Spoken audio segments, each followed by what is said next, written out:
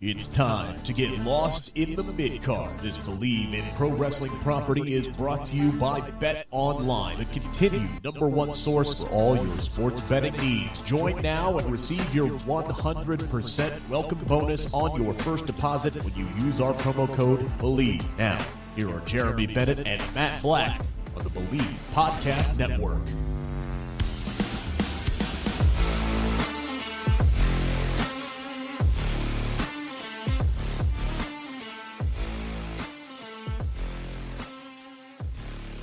Ladies and gentlemen, welcome to the show where you don't call it a comeback. We've been here for years. It's Lost in the Midcard, baby. It's been a year. It's been a long year, but we are now back.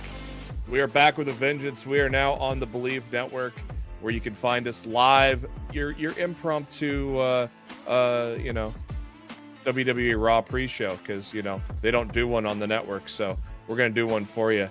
And once again, I am Jeremy Bennett. You can find me on the Twitter at JBHuskers. And for nearly 8 years, minus the year break we took, my co-host, as always, he is on the Twitter at RawFShowtime.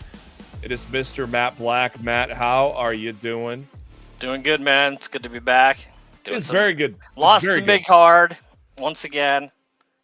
Good stuff, man. It is very good to be back. If you don't know us, we started this baby under the funniest of circumstances.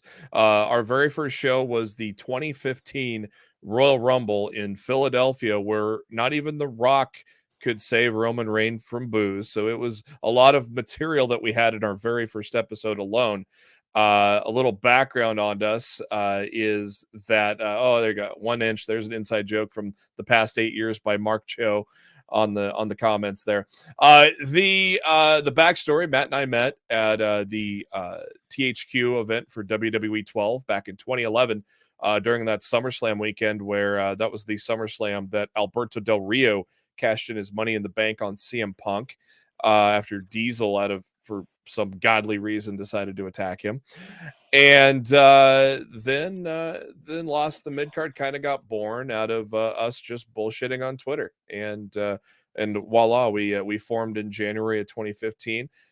We both had our own kind of jobs kind of take us away from the show for a year. We stepped back and decided now's the time. And so thanks to Bleav, thanks to Rick Ucchino, thanks to SP3 for bringing us on and bringing us into the fold. Of course, I join those guys quite often. Rick and I used to do NXT. We scaled that back just because, well, it's NXT. Yeah. Steven Chambers, what's up? There's a guy that hung with us in the old Top Story days. Rest in peace, Top Story. But man, it's good to be in the saddle here. We will be with you, 45 minutes to an hour. We'll definitely get it wrapped up before Monday Night Raw kicks off. But we'll be here with you every Monday with some goodies. And man, it's gonna be a wild ride. And we were supposed to go last week, but probably a good thing that we took a week for a return, because a lot more things happened this past week, didn't they? I think the last week's been pretty eventful. Yeah. What we're gonna do? Let's kick it off with we're gonna kick it off with some of our main stories of the weekend. Of course, some of the top 5 stories of the week, and of course, no bigger story than Mr. Bray Wyatt himself, who at the end of the Fight Pit match between Seth Rollins and Matt Riddle, we got a very long, very drawn out kind of history of Bray Wyatt, a dilapidated funhouse, so to speak, and all of the characters appearing in various spots throughout the arena. And then finally a new mask for Bray Wyatt, and he reveals the lantern, which everybody popped for, the door, which was a lot of people say it was a tribute to Brody Lee. I would assume it was, don't you think, Matt? I mean, it certainly could have been, but I mean, as we all know, with everything with Bray Wyatt, everybody wants to read very deep into anything he says or does, or anything that's associated with Wyatt. Yeah. So I mean, yeah, it absolutely could have been a nod to Brody Lee's AEW debut, but it also could have just been, funny circumstance. Yeah, I don't know. It's interesting to see, but then of course he takes off the mask, a gigantic pop. Would you fit this into at least a top 3 best return to WWE? Do you think? To WWE, yeah, absolutely. Obviously, Man, Jericho. it's hard to think of anything bigger than the reaction Wyatt got on Saturday night. Like Yeah. that crowd reaction was deafening to the point where the camera that was right in front of his face couldn't even really pick up the words "I'm here," to close the show. So, yeah, I'm hard pressed to think of any one specific WWE return that felt bigger than what we saw Saturday night at Extreme Rules. Yeah, I thought the Funhouse, the rundown Funhouse, was a great touch, and just everything they did for that return, it was an epic moment to close, which was a pretty good pay-per-view. I mean, I wouldn't go out as far as to say it was an excellent pay-per-view, and we'll get into that a little later. But it's good to see him back. A lot of rumors that he's going to have a large stable, possibly total of 6, which fits into his Twitter persona there, the Wyatt 6. So, it's going to be definitely interesting to see where they go from here.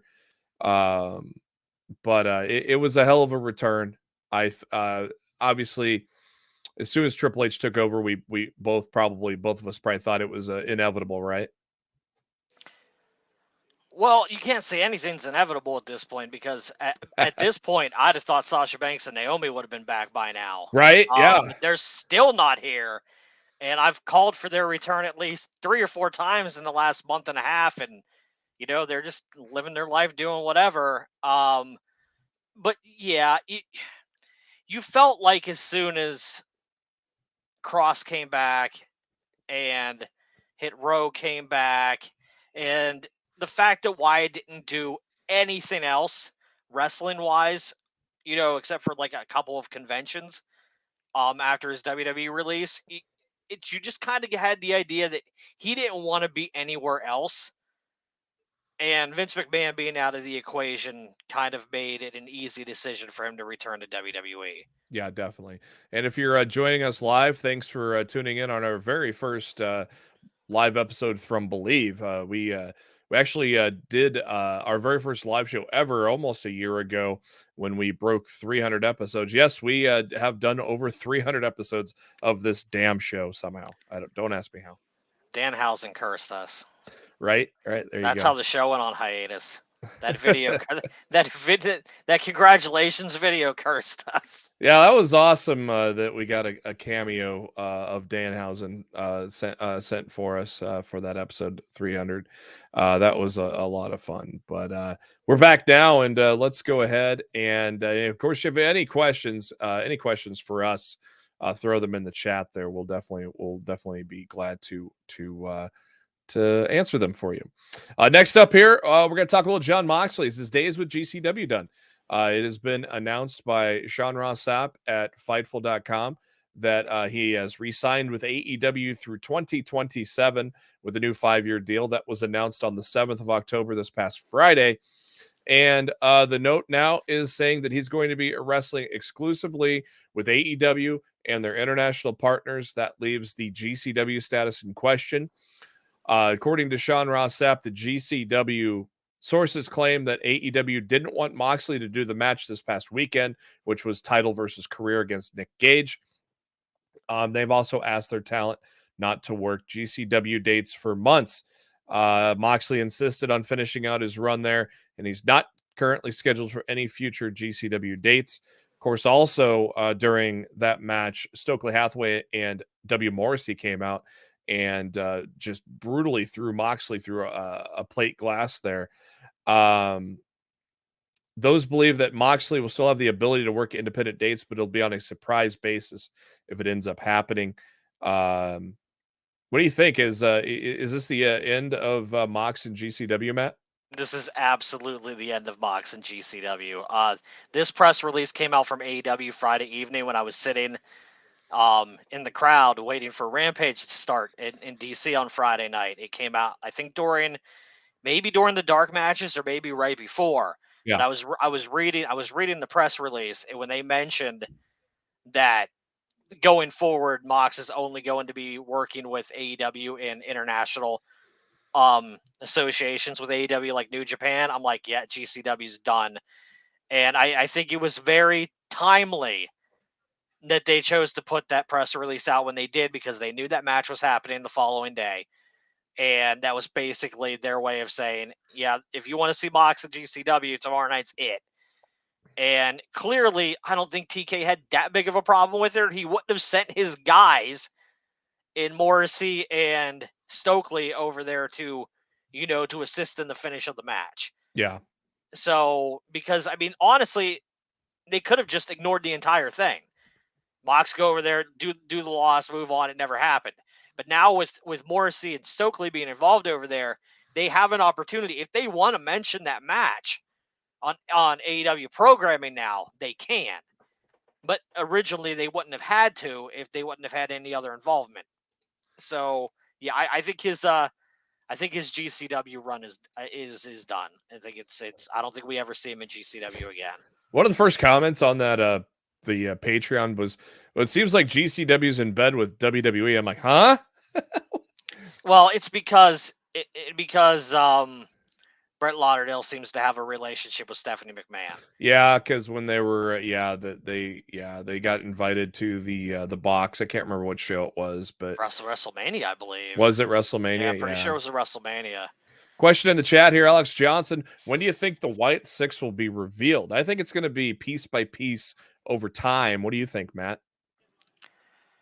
Well, I think it's going to come down to how quickly we see Bo Dallas. Yeah, that's one of them. Because the big hoopla following Extreme Rules over the weekend was that Bo Dallas was on his way back to WWE. And we also saw teases after Extreme Rules that maybe Liv Morgan might be turning into a creepy type of character. Yeah. So if those two happen to get involved with Wyatt, well, there's 3 of the 6 right there. Yeah. And then we'll know from there. We'll probably get a rough estimate of a time frame on how to expect the reveal of the entire 6. Because this is something, honestly, they dragged out Wyatt's return for, almost a month. If they wanna drag out the reveal of his group, they could do that too. So yeah, it's not something that needs to be rushed. But I think a group surrounding Wyatt has always been a good idea. Yeah.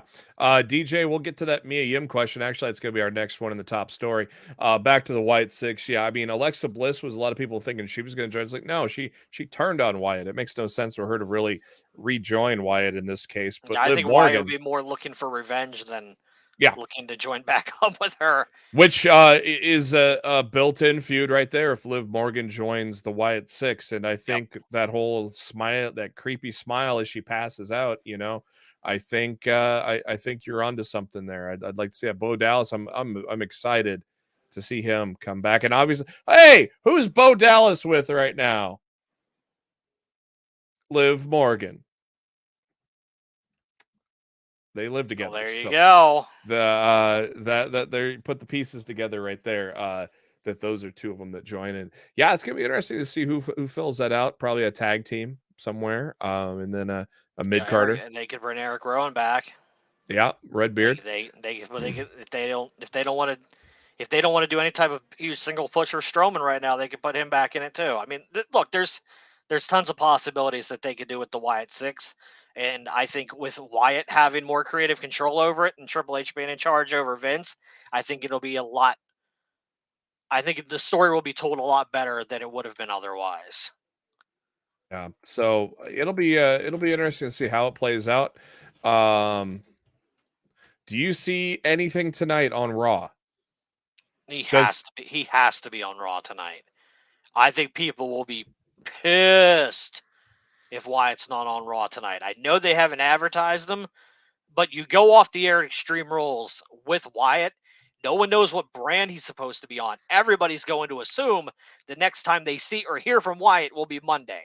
So if they go through a 3-hour show tonight in Brooklyn, mind you, without an appearance from Wyatt, that crowd might be ready to riot close to the end of hour 3 if they don't get Bray.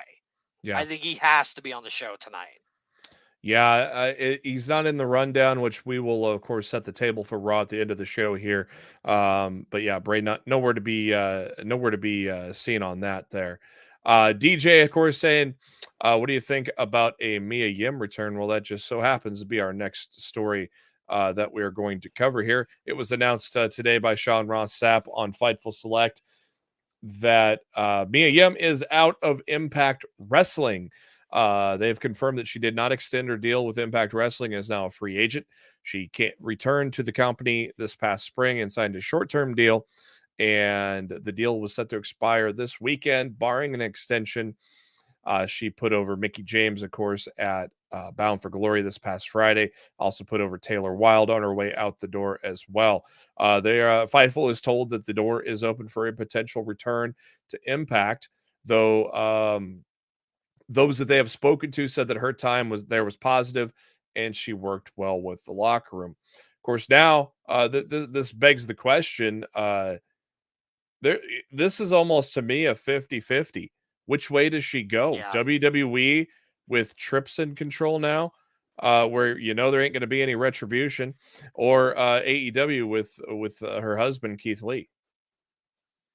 Yeah, I think it's a coin flip. Yeah. Honestly, at this point, I would imagine there's interest from Triple H on WWE's end, but it looks like the AEW women's division's on a kind of a resurgence with Saraya leading the charge right now. And everybody likes to work with their significant other in the wrestling business, it seems.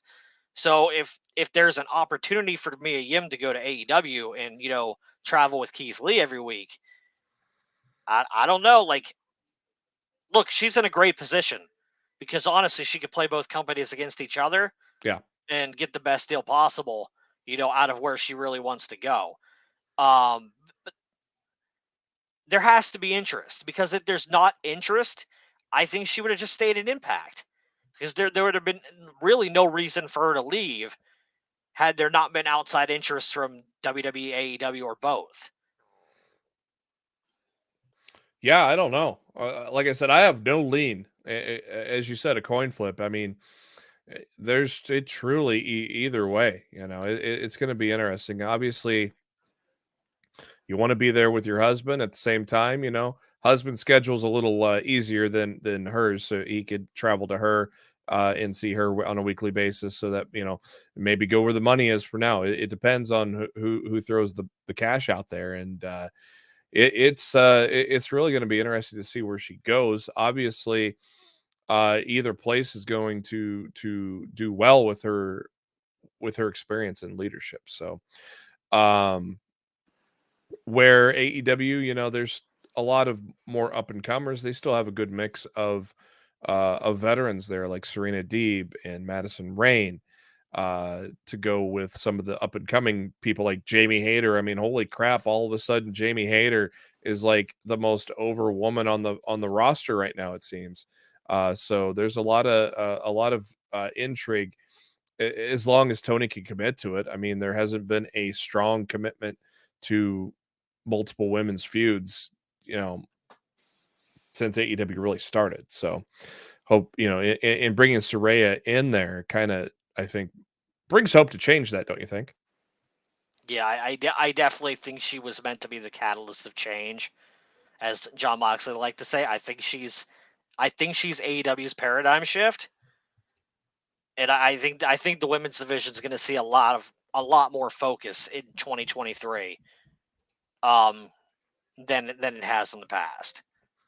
Before we get to the next, before we get to our next story here, Stephen Chambers in the chat: will we see the Good Brothers in WWE joining with AJ, feuding with the Judgment Day? I've been saying this for weeks now, that this is the perfect time. Some people have told me, well, their schedule's kind of full with Japan, so I don't exactly know that situation, if they can or not. Well, from my understanding, Anderson and Gallows have said that they're on a verbal deal with New Japan to run through Wrestle Kingdom. The problem is, if WWE comes knocking with the 7-figure contracts, backpedal. There's a good chance they can backpedal. What I would hope to see is I would hope Triple H to step forward and be like, look, this is a new era. We're doing business the right way. We'll bring you guys in. But Anderson and Gallows, you can honor your deals with New Japan until January and wrap up with them, but you could still be on our TV at the same time. Yeah. Because I think that would be an olive branch of good faith from WWE. And I think that would actually help, all parties going forward. Yeah. Because if the Good Brothers burn New Japan twice, because like Anderson holds the never openweight championship right now, right? Yep. So yeah, if he has to vacate that and he never gets to drop it, or 2 times now, WWE has taken the Good Brothers away from New Japan, I don't know if they'll ever be welcome back. Yeah. Because, New Japan takes those grudges personally and they hold on to them for a very long time.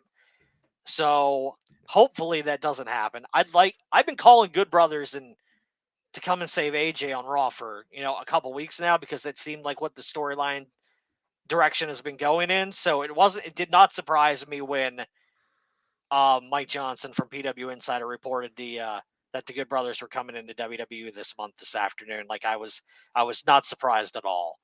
Yeah, we got here in the chat. Triple H promised him a great deal in 2019. Look how it worked out. Well, it worked out with very piss poor booking by Vince McMahon as well, which basically made them not want to be there anymore. Well, at the same time, you got to imagine Triple H.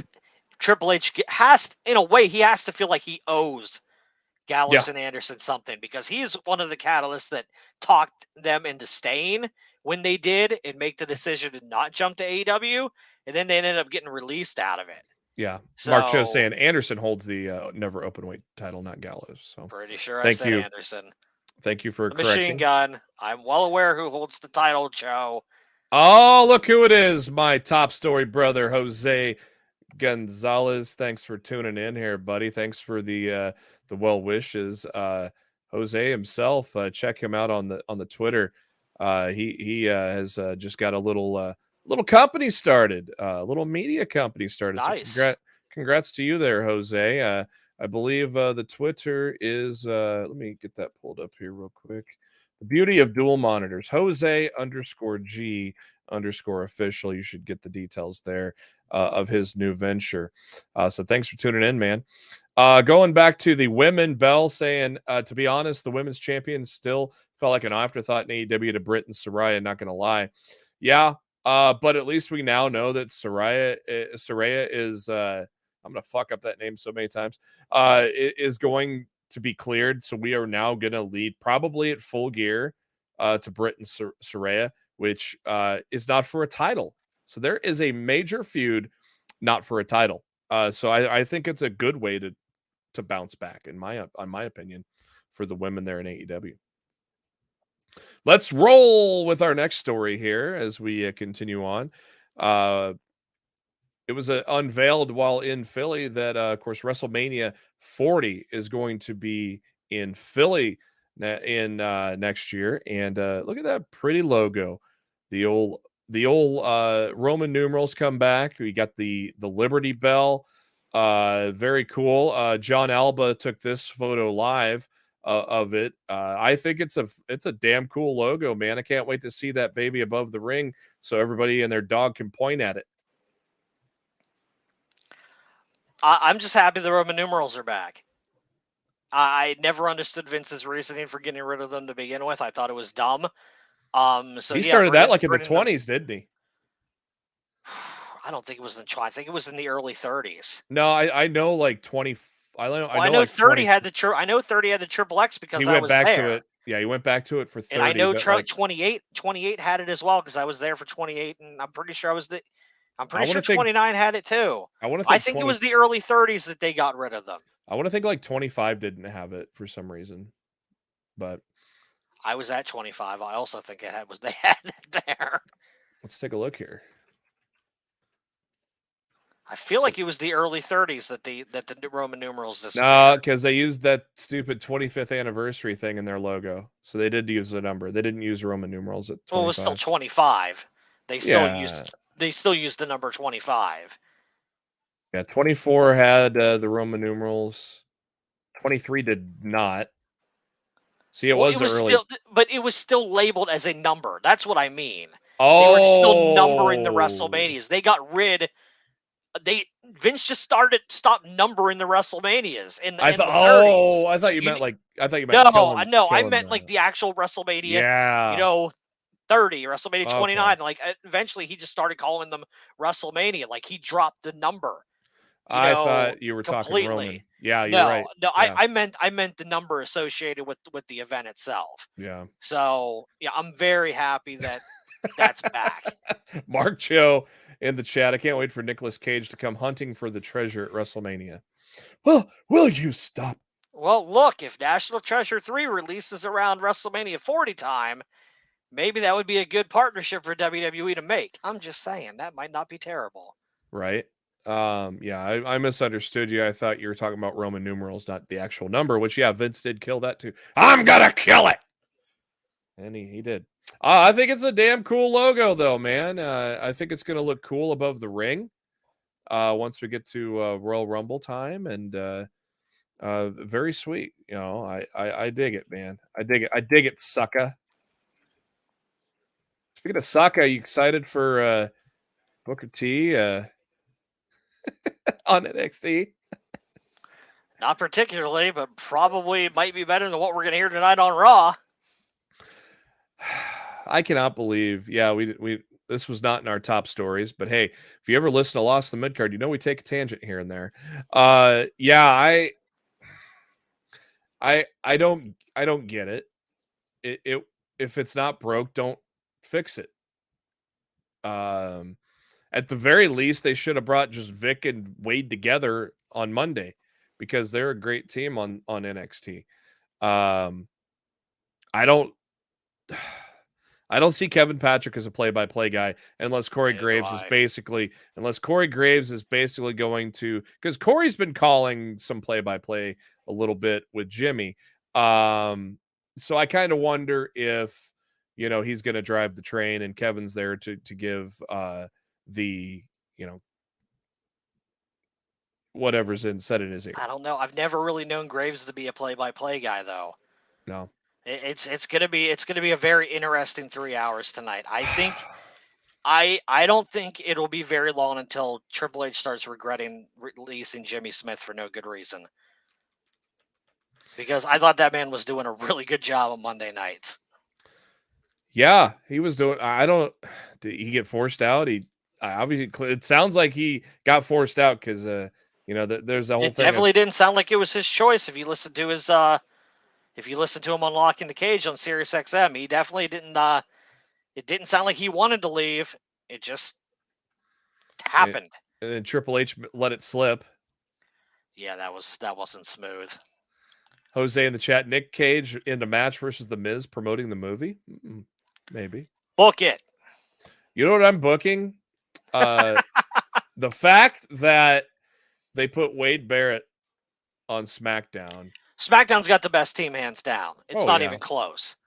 That tells me that when Pat McAfee returns after the college football season, he's returning as a wrestler for WrestleMania season.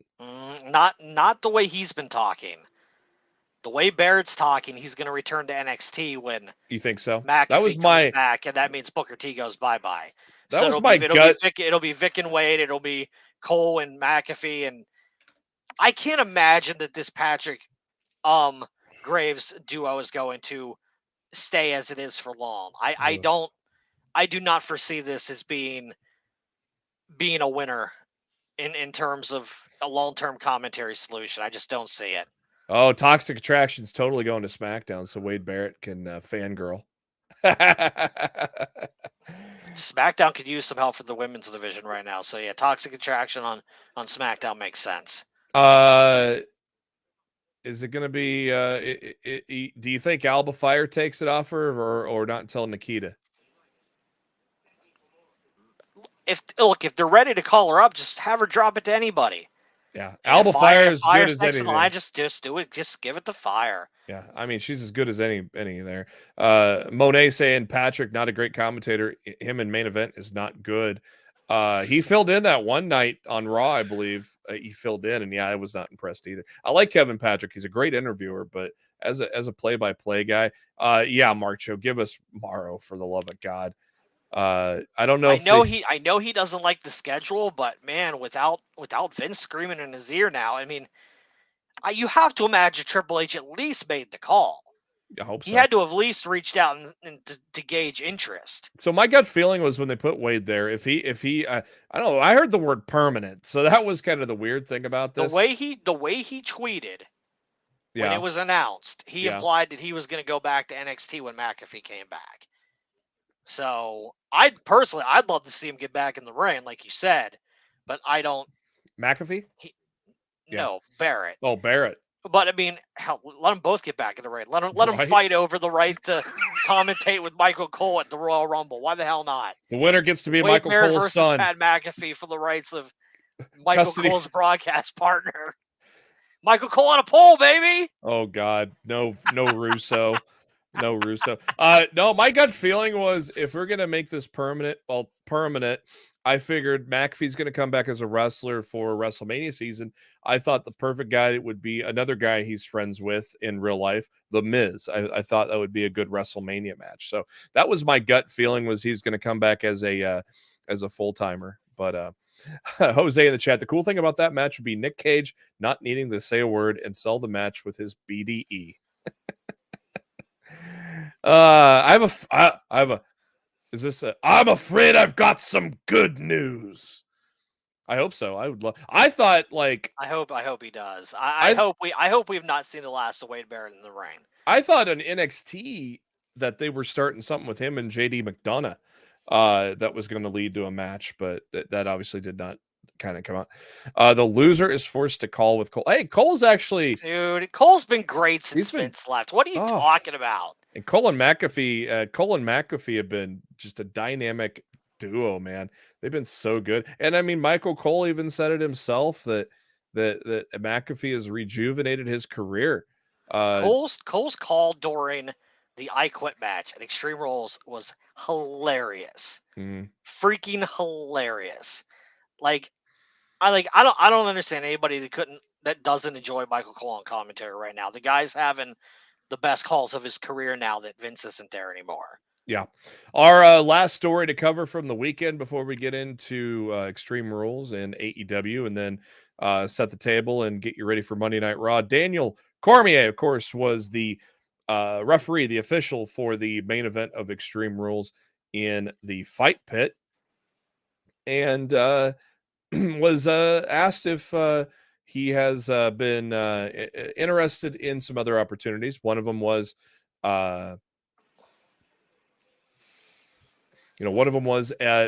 meeting Brock Lesnar of all in a WWE match. Of course, he was been honest. He said he's been retired for a couple of years, and I'd have to get in shape. As if you saw, Cormier was not really he's been enjoying retirement. Man's enjoying his life. There ain't nothing wrong with that. That's what my buddy Cassie Haynes from Body Slam said. He's enjoying retirement. That's how he put it. he is simple. That is simple as that. But what do you think of a potential Cormier Lesnar match in the dub? I think if Cormier wants to get in ring shape and do this, WrestleMania is the perfect place to do it. Yep. Lesnar right now clearly doesn't have any direction going into WrestleMania this year. All of his stuff the past couple of years has been with Roman. Roman's preoccupied, Brock. You're going to have to do something else now. Oh, God, I never want to see that again. Yeah, neither do I. But, I'm just saying, oh, my God. All Bro TV, he's definitely in his shape. Hey, yes. I resemble that remark. No, I think, look, if he wants to get in fighting shape and get in there with Lesnar, that would be a big marquee match that's going to sell casual fans and MMA fans on WrestleMania next year. I think that's the right move to do. Yeah. Yeah, it is. He's only 43 years old, and he has the mindset that he could get it into gear, get in shape, and prepare for a big market. This is a perfect WrestleMania match when you bring someone in from the MMA world and somebody that was in the UFC and Brock Lesnar as well. I know Cormier's always wanted to be in WWE at some point, and I think it was great that he was able to get to do that for the role that he was in on Saturday, and I thought he did a great job refereeing, didn't you? No, I think he did great. And honestly, as much of a fan as he is, if they ever do a shake-up in commentary teams again, I could see him sitting in any booth across WWE. Yeah, doing easily. Doing color commentary for Raw or SmackDown. Yeah, at some point next year when they shake up the booth again. Like, he seems like a natural fit. If he doesn't want to get physical and get in the ring, I could absolutely see him doing commentary work for WWE. Bell in the chat, I feel liberated listening to Cole these days. Lord knows how he feels. Oh, yeah. Take that liberation and multiply it by infinity. That's probably how Michael Cole feels on commentary. Not having, you fucked up, you son of a bitch. Why did you say that? My God. And I'm not even probably lying on some of that. What do you say? Brock coming back tonight. Another match with Roman. Jose, will you stop? I don't want to bury anybody on here on our first night on the show, but man, what stopped you? Look, I don't understand what Mike Johnson did with that speculation piece today about Lesnar possibly coming back to Raw tonight. Oh boy. Like, that's not something I expect from PW Insider, especially from Mike Johnson to put out a speculation piece like that. First response I saw to that was, "Oh, he's gonna squash Bray Wyatt in 60 seconds." Yeah, they ain't doing that. Not under Triple H. Hell no. Oh my Lord.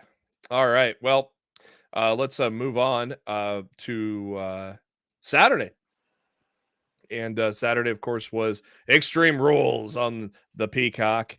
On the cock, and also on the WWE Network if you're overseas or not in the US or whatever. But Extreme Rules, I thought overall was not as good as Clash at the Castle, but I still thought it was an enjoyable show. I didn't think there was a gigantic turd on it at all. I thought it was a perfect.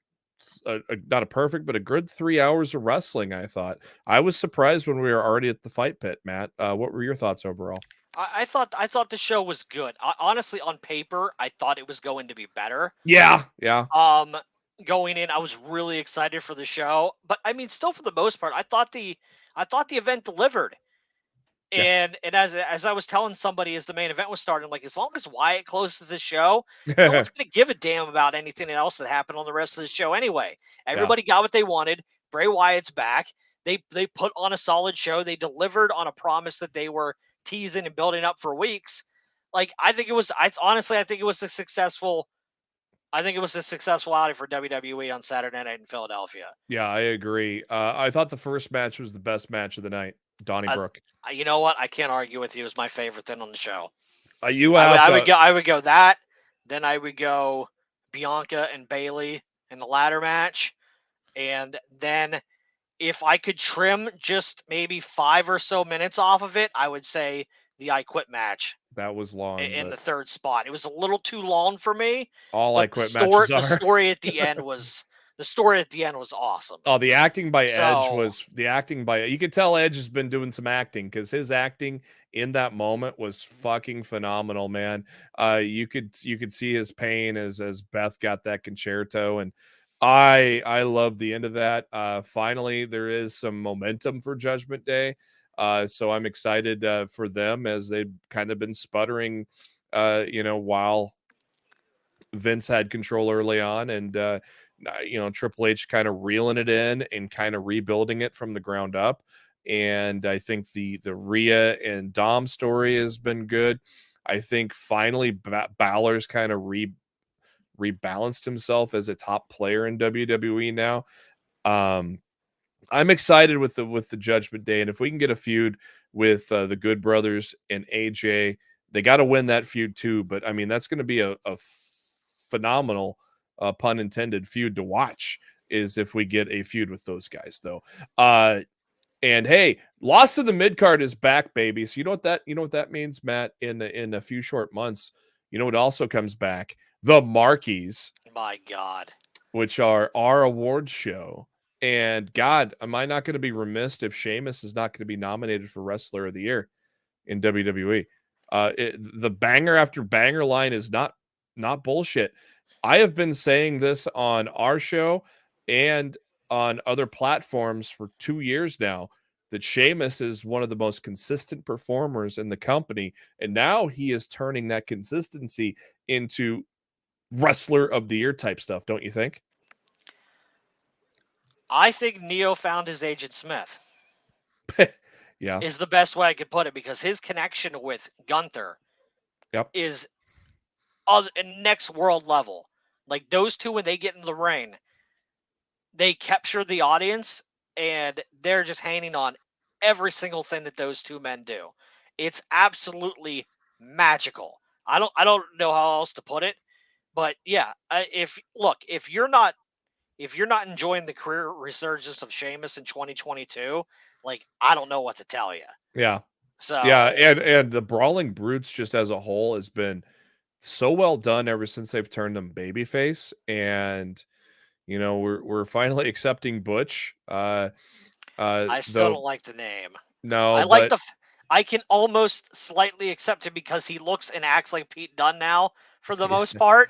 He wrestles like Pete Dunne. He looks like Pete Dunne, but he's still called Butch. I think as a corporation, they are still going away from real names, I think. And so for now we got Butch, but I don't know what we got going forward. But, you know, I don't know. But at the same time, though, what they've done with the Brawling Brutes is just great. Good stuff. You know, I love it.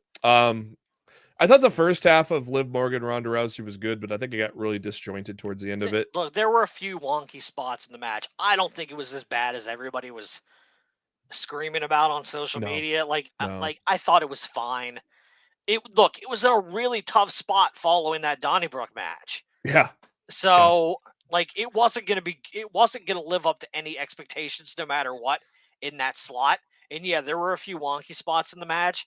But, I mean, some people I saw were acting like it was the worst WWE match of the year. No. And, it wasn't even close. There's been much worse on WWE programming this year than that. Yes, it wasn't perfect, but it wasn't the worst thing I've seen this year. But not by a long shot. Yeah, the right guy won with Karrion Kross over Drew McIntyre. I liked Scarlett's involvement in this. I really hope we get to see Scarlett wrestle, for crying out loud. I did not like the finish of this match at all. Yeah. I think if you're trying to establish Cross as a credible threat in the main event title picture, him needing Scarlett to mace Drew in the eyes in the closing moments of his first big match did not fill me with the confidence that WWE sees Cross as a big time player for their company going forward. Yeah.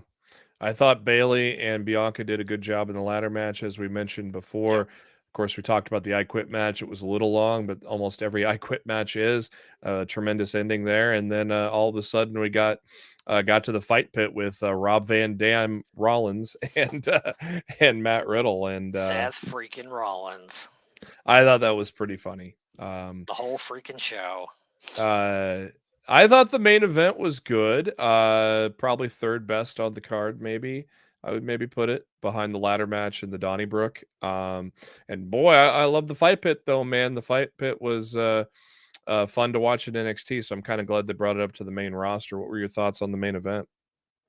Yeah, I thought it was good. I honestly expected it to be longer, but for some reason I feel like some things on the show ran long. I'm looking at you, I Quit match. Maybe something else ran a little bit too long, and I think plus you had a little something at the end of the show. That main event. Yeah, but I mean that show went to like 11:15 Eastern.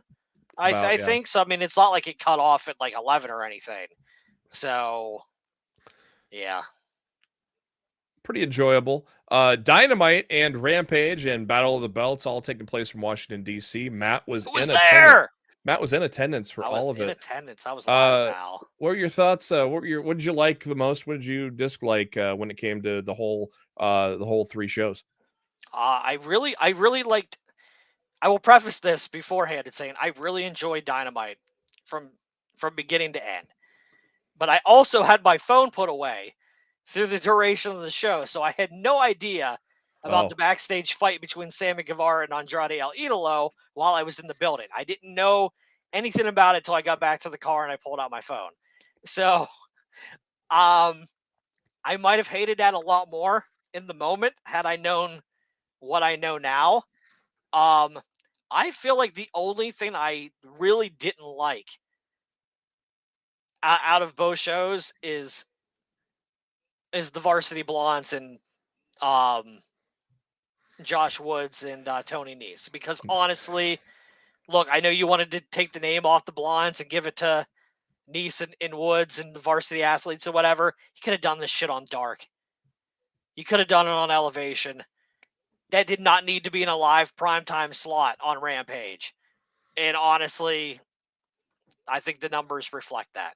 I thought it was interesting. I don't know if you saw it being there live, but Arn Anderson was watching. So I'm wondering if Arn's going to take Pillman and I did not see that. Yeah, Arn Anderson was watching as they got beat. So I am wondering if he may take the Blondes under his wing, maybe the Hollywood Blondes. Maybe he can call Uncle Eric. Hey, can we use this? He might be looking to team Pillman up with his son. Yeah, turn on Griff. Who the fuck is Griff Garrison? And like I said to somebody at the show, Griff Garrison hasn't been over since the Brody Lee segments on Being the Elite. Right. No offense, but nobody cares about Griff Garrison right now. Yeah. I thought probably the highlight of Dynamite was MJF and Wheeler Yuta. That was a hell of a match. Excellent, dude. That match was awesome.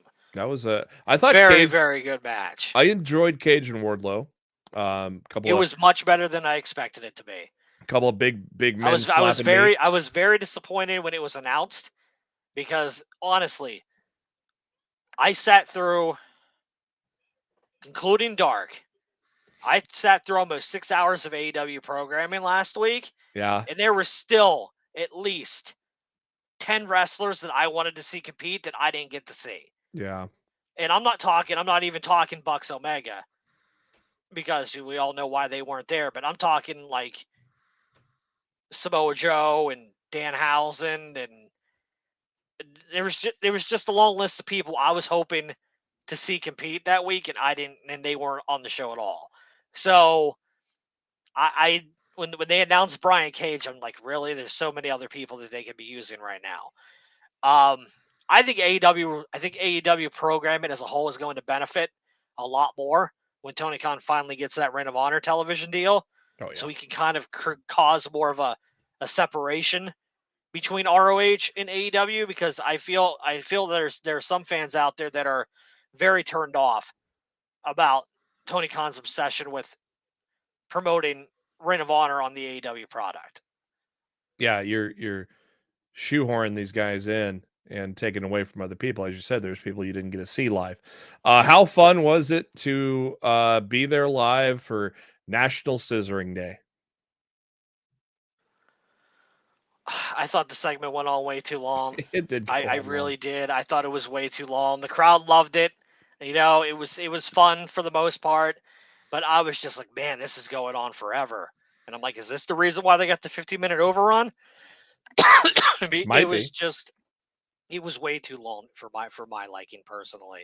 Might be. And finally, before we get to the end of the show, what were your thoughts on Willow and Jade? I thought the match was very good, but I mean, I know there's a lot of people out there that want to see Willow be the one to dethrone Jade, but she's lost to Jade like 3 times now. Yeah. So I don't think that's in the cards. No. But the match was good, especially live. I didn't go back and watch it on DVR or anything, but like what I saw from the match live, I thought it was very good. How would you fix the Dark Order, or is it beyond fixing? I don't think it's fixable. I think it's time to split them up. There's not enough group members left, and the only possible person that might have been able to come in and fix it is now with WWE again. Right. So I think it's time to end the Dark Order. Yeah, I don't like to hear that, but that's unfortunately the way we got to go. AEW for the first time does not head to Nebraska. Assholes, come on. TikTok, come on. But they are heading to Canada for the first time in a loaded card. We've got Jungle Boy Jack Perry taking on Luchasaurus. Women's tag match, Toni Storm and Hikaru Shida taking on Britt Baker, DMD, and Jamie Hayter. Daddy Ass Billy Gunn. That's actually on the graphic. Daddy Ass Billy Gunn taking on Swerve Strickland. The All Atlantic Championship. Hey, props to Pac for doing double duty on Rampage and Battle of the Belts in a couple of decent matches.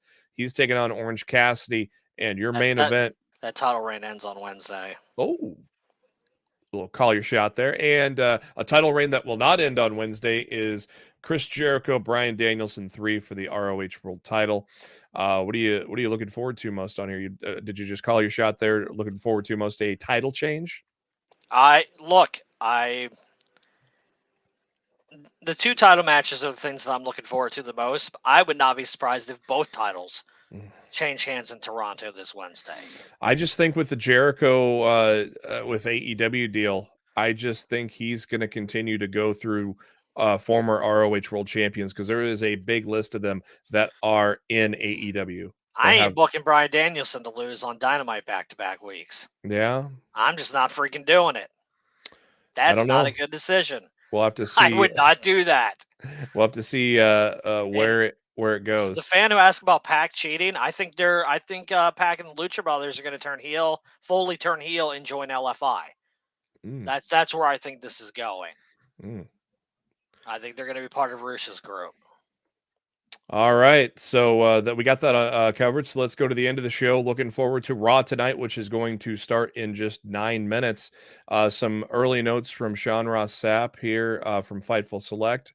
I'm just double checking to see if he updated anything because it is close to Raw, but no updates yet. Some creative plans, of course. Triple H keeping that rundown away from Sean as best he can. He is. Some early plans include DX reunion, glow sticks and shirts, and a rubber chicken. Okay. That'll be interesting to see. It'll be interesting to see where they slide the daddy ass reference into, because you know that's coming. The Miz birthday celebrations got balloons, a special ring carpet, gift boxes, ice sculptures, cakes, champagne tables, all for Dexter Lumis to destroy, I'm sure. Dexter Lumis is supposed to appear. I will not spoil that. You can go to Fightful Select if you want to see that. Omos, MVP, and Riddle are set for the show. And of course, what has been announced besides the DX reunion, Miz birthday, Theory versus Gargano, which should be a good match. Seth Rollins, though he's lost on Saturday, he gets a United States title match against Bobby Lashley. Roman Reigns and the Bloodline are in town. Just on what I've read out there, Matt, what are you looking forward to the most out of that?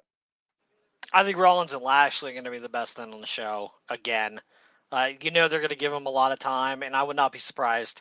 Speaking of title changes, would not be surprised to see Rollins defeat Lashley and win the United States Championship tonight. Lose the fight pit, but win the U.S. title. Okay, 50-50 booking, pal. I don't believe. That don't surprise me at all. I'm excited to see if they fit.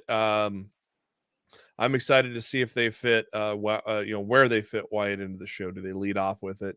Do they end with it with some kind of teaser, cliffhanger, something like that? I don't know.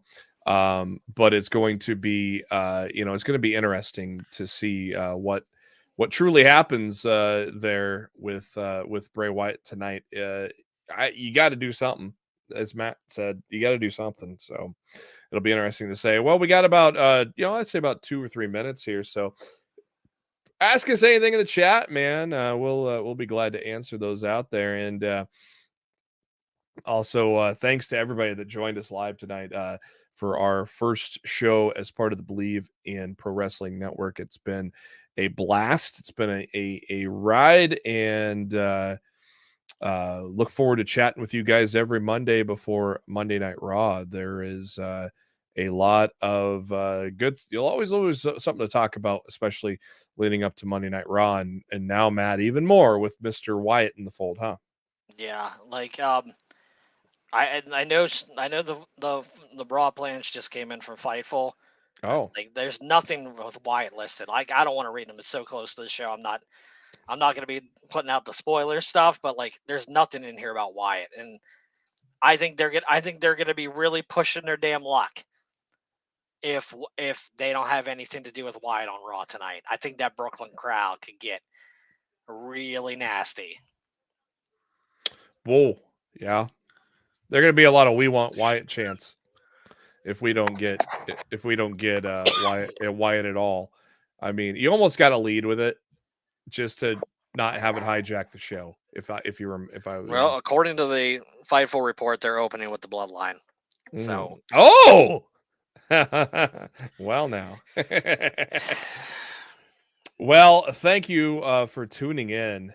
And as this message here says, make sure to hit that subscribe button, as we are very close to getting Bleav to over 500 people. So subscribers. So if you have not already yet subscribed, please do so. For Matt Black, this is Jeremy. Thank you. It's good to say thank you for tuning into Lost in the Midcard. Yeah, we're back. Brought to you by Bet Online.